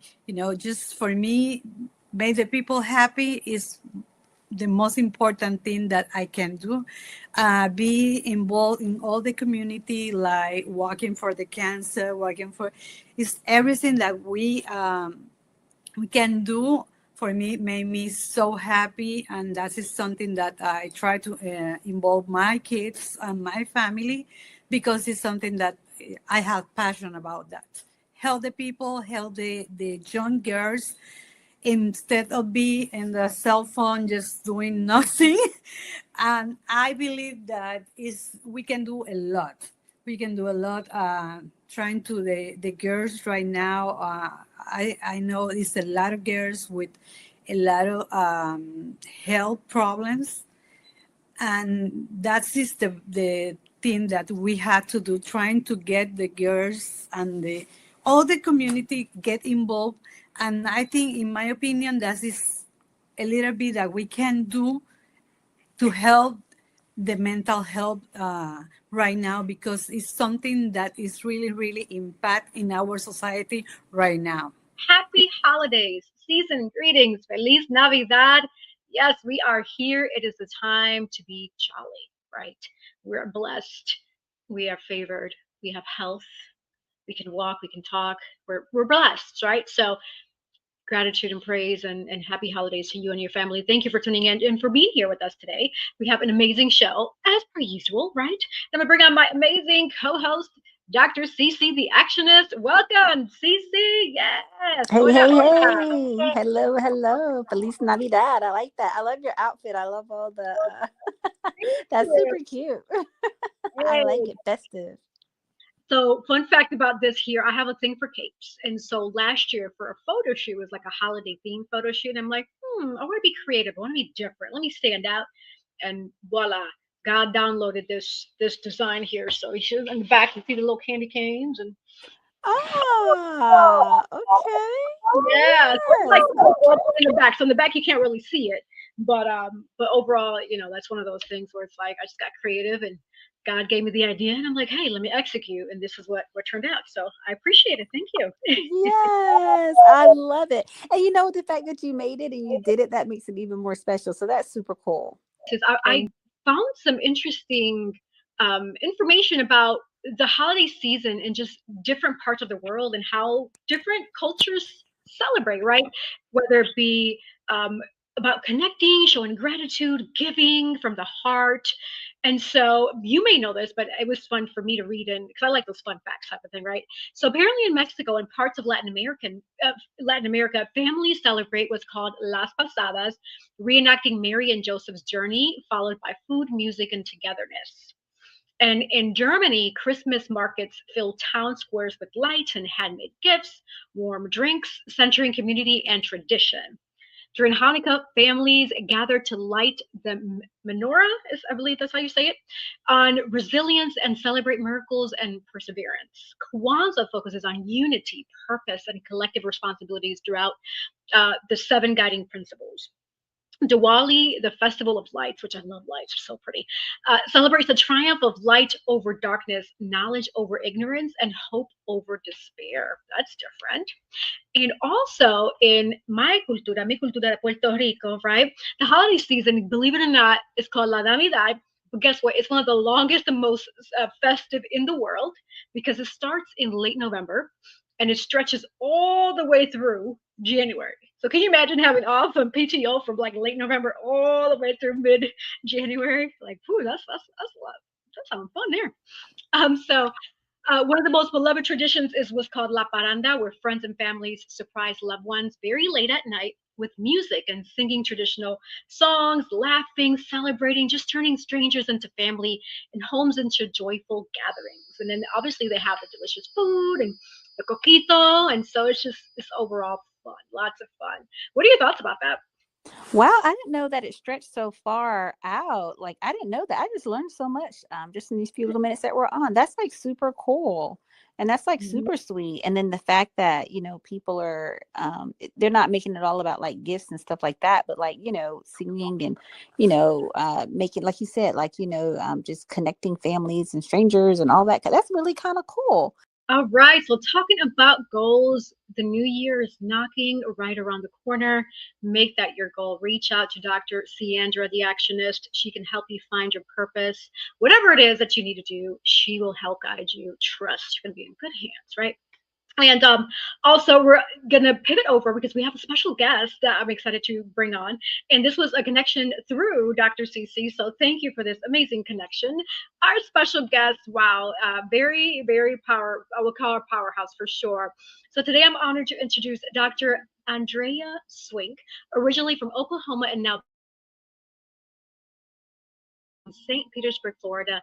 Dr. Swink is a distinguished executive and industrial and organizational psychologist with over 30 years of leadership experience across education, business, construction, marketing, and hospitality throughout the U.S. She is known for her servant leadership approach, building strong partnerships and driving strategic solutions that strengthen teams, organizations, and communities. Dr. Swink is a first-generation scholar who earned both her PhD and master's in industrial organizational psychology from Kaiser University and holds a bachelor's degree in organizational leadership with distinction from the University of Oklahoma. And in 2025, so this year here, she was introduced into the Kaiser University, or inducted, I'm sorry, into the Kaiser University Wall of Fame. Wow, we definitely got to ask her about that one. Throughout her career, she has led and owned multiple businesses, increasing enrollment by 35%, boosting revenue by over 65%, and managing multi-million-dollar projects. She is deeply committed to community service and student advocacy, leading initiatives focused on mental health, mentorship, and student-first engagement. An ordained minister, wow, another impressive, okay, ordained minister, and active member of professional and service organizations, Dr. Swink is passionate about mentoring, leadership, and just giving back. Outside of work, she enjoys riding her Harley. Ooh, pretty cool hobby there. Gardening and spending time with family, especially caring for her 96-year-old grandmother. Wow. So in this powerful conversation today, we dive into servant leadership in real life, breaking generational barriers as a first-generation PhD, mental health, mentorship, and purpose-driven leadership, building organizations that actually care about people.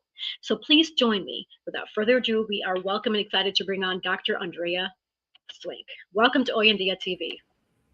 Hi. Hi. Hello.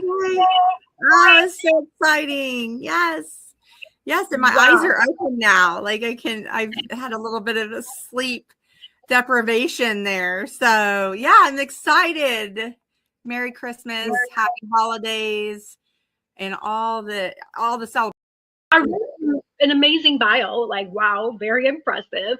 But in a nutshell, who do you say you are, Dr. Swink? You know, that's a $1 million question. If somebody has that answer, you know, I did not see myself as a scholar growing up. When I was growing up, you know, my parents have always been blue collar workers, and I'm very proud of that. My mom worked at the school wherever I was going to school at my whole life.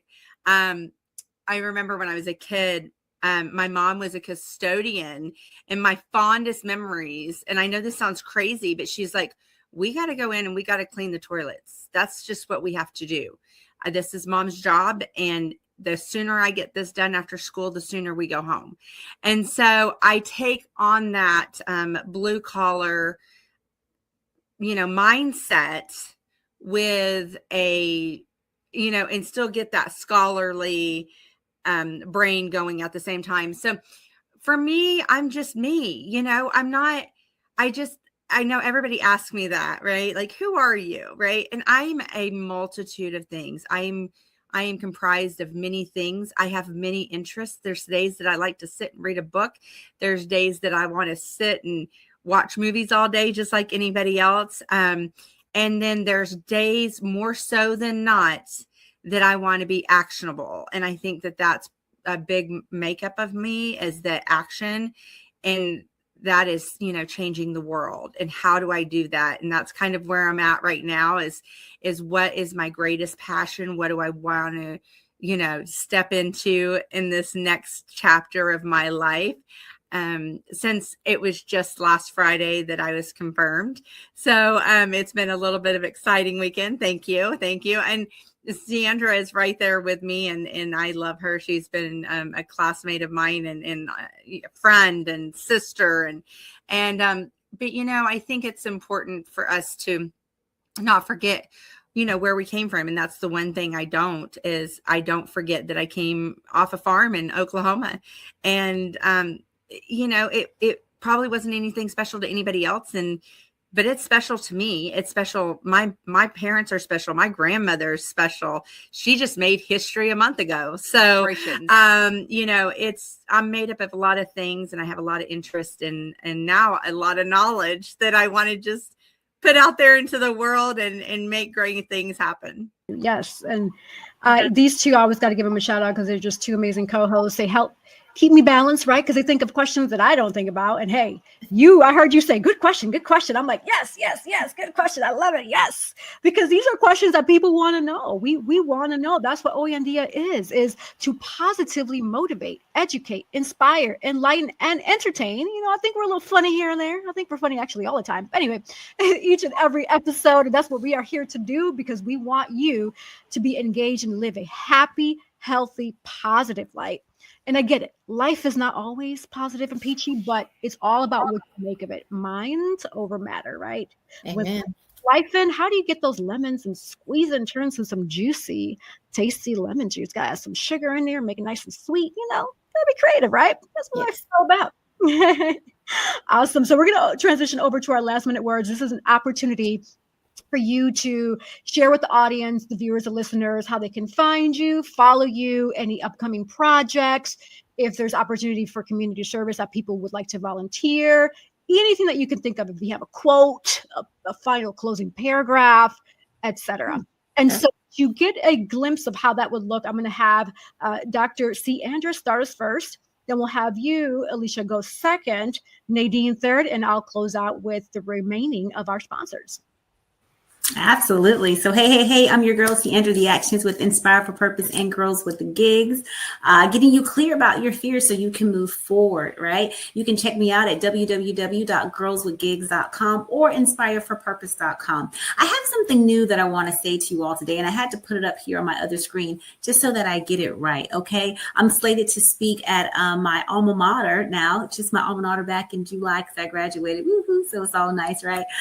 But this is something I'm going to be delivering a powerful message to the university, the students that are there, just struggling sometimes to really get onto the other side.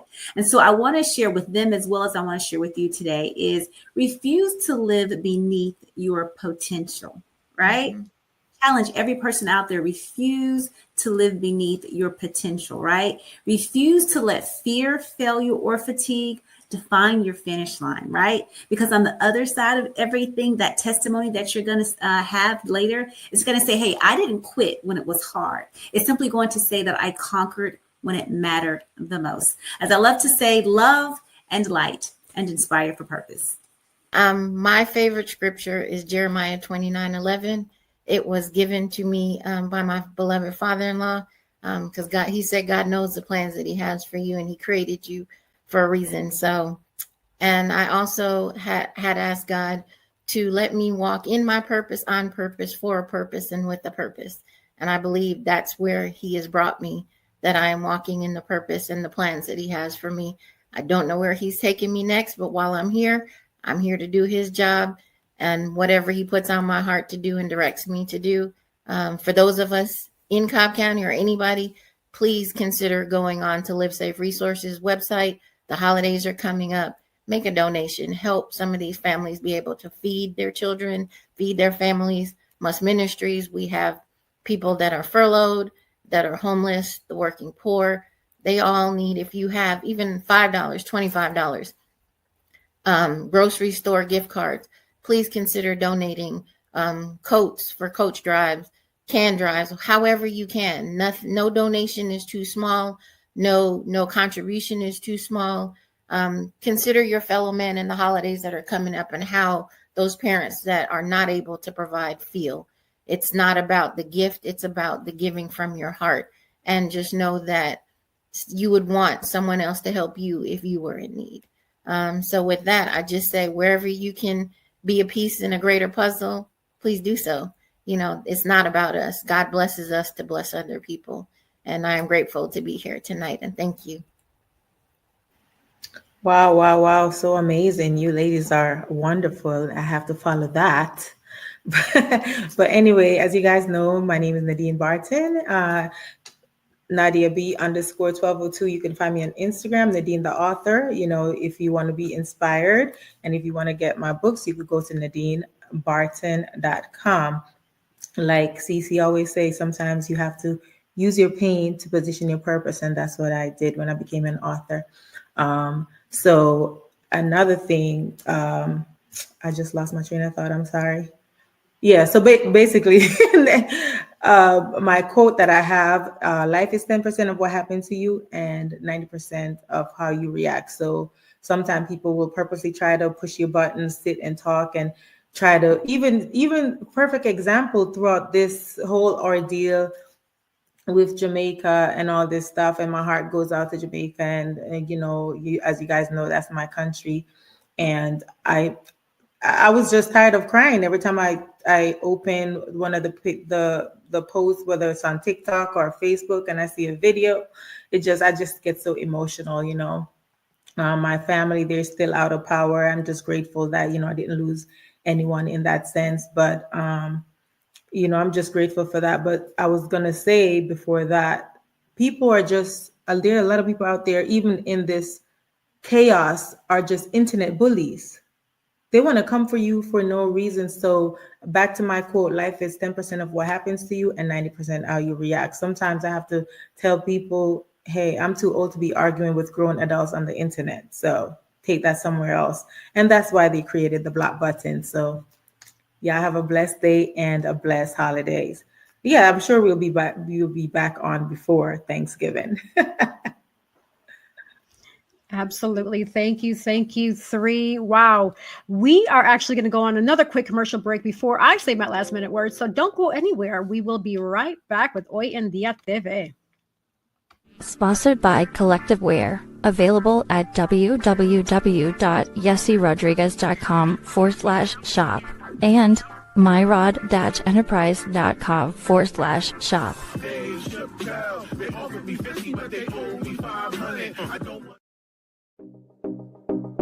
Sponsored by Divine Beauty and Accessories.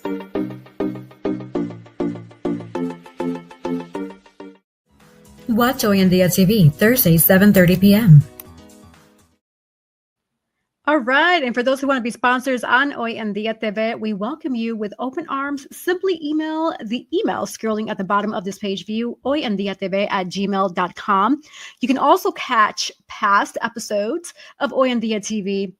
If you go under my YesseRodriguez.com page, there is a tab that says Hoy En Día. It'll have a drop down of all the different places that you can listen to us and watch us.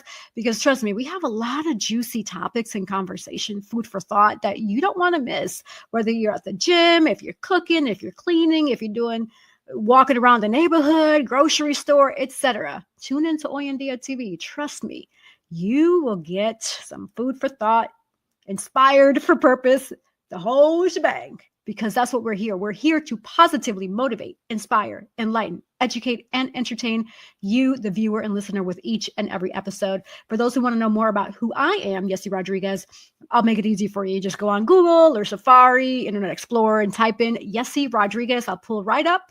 It'll show a little bit about me, professional actress, model, MC, podcaster, etc. So Always super happy to be here with you all. Thank you for your support, for tuning in. It's just truly amazing. Shout out to our special guest today and my two amazing co-hosts. And my final quote that I always say, the sky is never the limit because the galaxies are endless. So thank you all for tuning into Hoy En Día TV. Until next time. In loving memory of author Manny Morales. Happy New Year. See you in 2026.